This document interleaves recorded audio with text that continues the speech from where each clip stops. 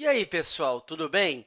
Hoje nós vamos falar a respeito da estrutura da Terra, e ela é dividida em três camadas que são divididas de acordo com certos critérios químicos e físicos. E essas camadas são a camada externa, o manto e o núcleo. E para estudar a estrutura interna da Terra, nós temos dois métodos, que são os métodos diretos e os métodos indiretos. Sobre os métodos diretos, nós temos quatro, que são a observação de afloramento de rochas, a exploração de jazigos minerais, as sondagens e, por fim, a atividade vulcânica. A respeito dos métodos indiretos, nós temos três, que são o comportamento de ondas sísmicas, o estudo de meteoritos e, por fim, dados fornecidos pelos satélites.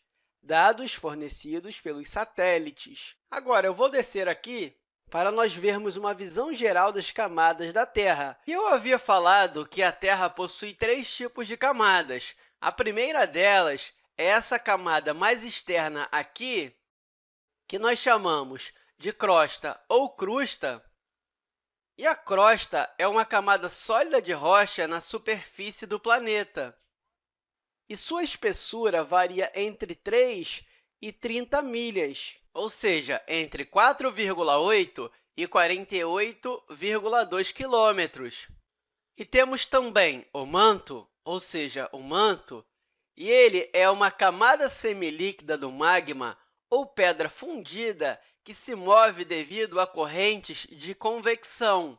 Agora, a camada interna da Terra ela é dividida em núcleo externo e núcleo interno, sendo que o núcleo externo é a parte líquida do núcleo que tem uma composição semelhante ao núcleo interno. Já o núcleo interno é a parte sólida no centro da Terra. É feito de ferro e níquel e tem temperaturas atingindo cerca de 5.500 graus Celsius. Então, graças às características internas da Terra, os geólogos construíram modelos químicos e físicos para a estrutura da Terra, sendo que o modelo químico ele é baseado na composição dos materiais do interior da Terra.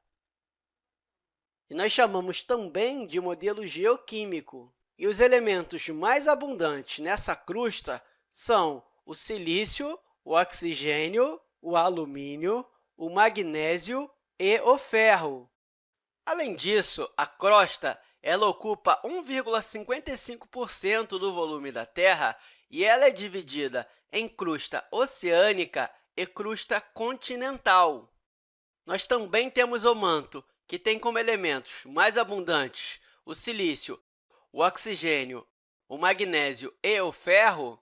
E esse manto ele representa 82,25% do volume da Terra. E ele é dividido em manto superior e manto inferior.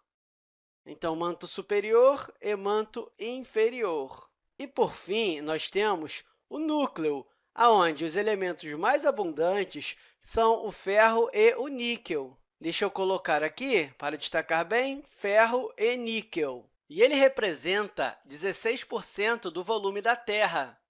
Agora, se nós falarmos do modelo físico, nós temos que dizer que ele é baseado nas propriedades físicas dos materiais do interior da Terra. E nesse modelo, nós temos a litosfera, que é a zona rígida mais externa constituída pela crosta e pela parte do manto mais externa. E também temos a astenosfera, que é a zona com comportamento plástico. E as condições de pressão e de temperatura permitem a fusão parcial de alguns constituintes. E a mesosfera é a zona mista entre a astenosfera e o núcleo. E, por fim, nós temos a endosfera, que compreende o núcleo externo, que é líquido, e o núcleo interno, que é sólido/rígido. Então, o núcleo interno é sólido e o núcleo externo é líquido. Bem, agora nós vamos falar sobre a crosta terrestre. E a crosta terrestre ela é dividida em crosta oceânica e crosta continental.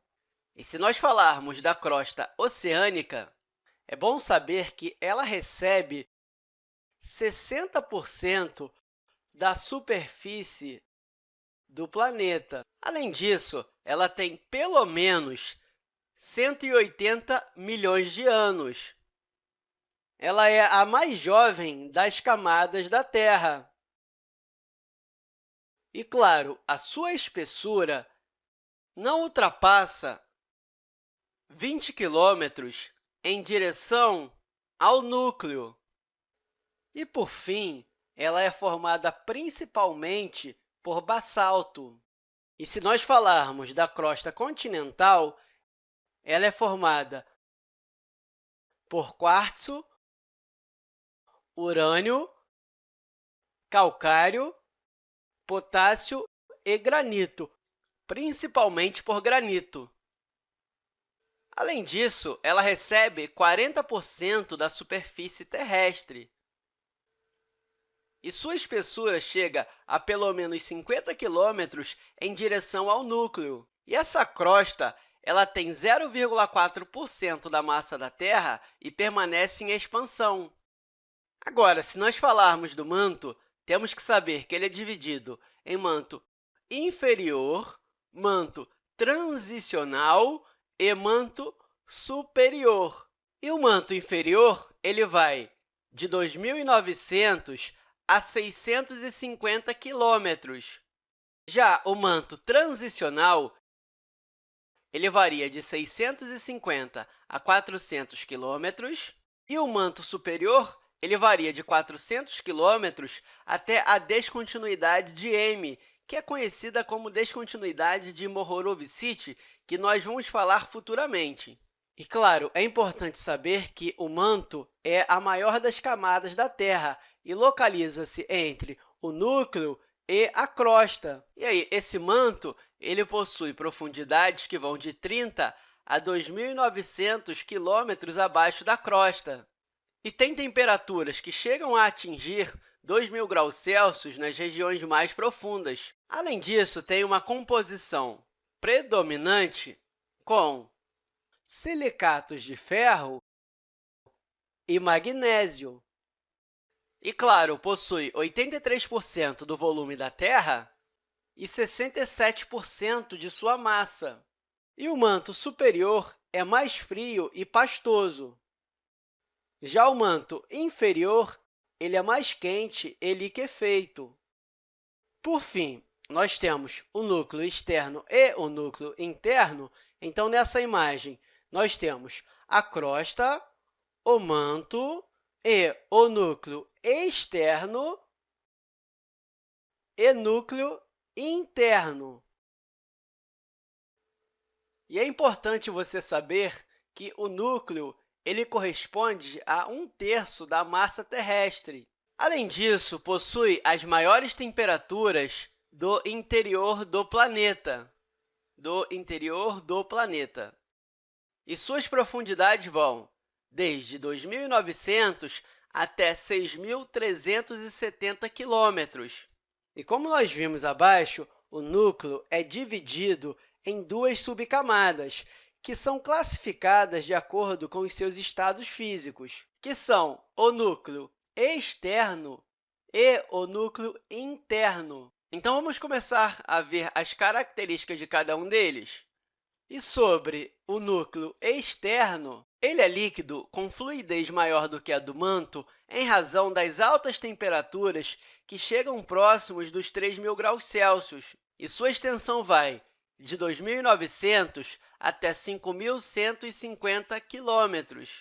A respeito do núcleo interno, Ele é sólido com temperaturas que chegam próximos à superfície do Sol na casa dos 5.000 graus Celsius. E ele é sólido devido à pressão ser extremamente elevada, ou seja, algo em torno de 3 milhões de vezes maior do que a encontrada no nível do mar. E, com isso, forma-se, então, uma liga metálica maciça de níquel e ferro que nós chamamos de NiF.